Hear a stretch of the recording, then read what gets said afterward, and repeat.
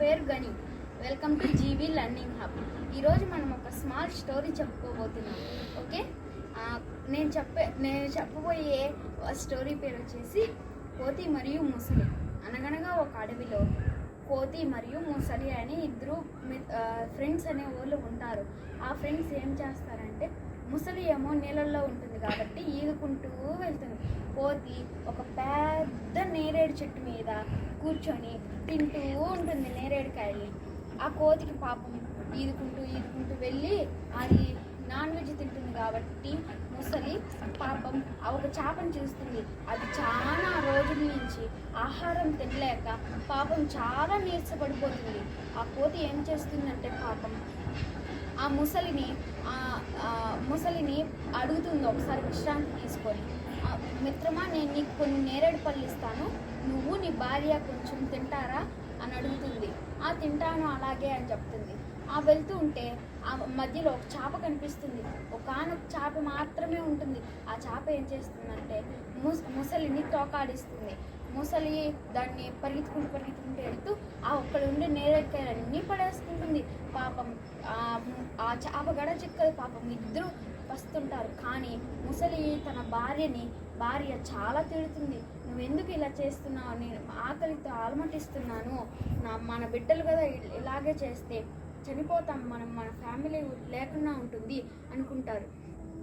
ఆ తర్వాత మరుసటి రోజు రోజు అలాగే ఇద్దరు నేరేడుకాయలు తీసుకుని వెళ్ళడం, తన భార్యకి ఇవ్వడం. తన భార్య మటుకు పాపం నేరేడుకాయలు అంటేనే ఇష్టం. ముసలికి ఫ్రెండ్స్ ముసలికి నేరేడుకాయలు అంటే ఇష్టం లేదు కాబట్టి అవి ఎక్కువ నాన్ వెజిటేరియన్ తింటాయి కాబట్టి అవి నేరేడుకాయలు అనేటివి తినలేకపోతూ ఉంటాయి. కోతి మట్టుకు హాయిగా నీళ్ళు తాగుతూ ఆడ ఉండే నేచర్ అంటే ఏమీ లేదు, వాతావరణం, నేచర్ని ఎంజాయ్ చేస్తూ ఆ నీళ్లు తాగి ఆ పండ్లు అలా ఇలా ఎగురుతూ దాని లైఫ్ అంతా అలా ఎంజాయ్ చేస్తూ ఉంటుంది. పాపం ముసలి మట్టుకు రోజు దానికి ఫుడ్ చిక్కకుండా ఉండడం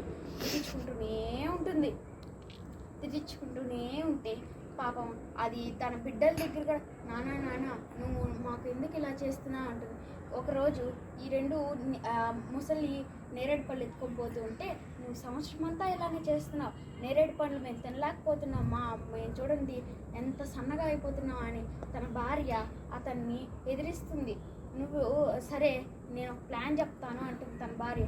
ఏంది ఈ ప్లాన్ చెప్పు అంటే, నువ్వు ముసలిని ఎక్కించుకో, తన గుండె నాకు కావాలనిపిస్తుంది, మన బిడ్డలు కూడా దాని కోతిని మనం తినేద్దాం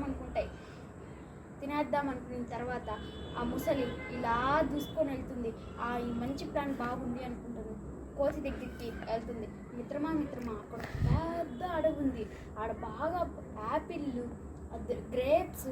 గ్రేప్స్ అంటే ఏం లేదు ఫ్రెండ్స్, ద్రాక్ష అన్నీ ఉంటాయి. మనం బాగా ఎంజాయ్ చేస్తూ నా భార్య మరియు నా పిల్లల్ని కూడా నేను అక్కడికి తీసుకొని వస్తాను అని చెప్తాయి. వాటిలంటూ తీసుకొని వస్తుంది కోతి ఎక్కించుకున్న తర్వాత.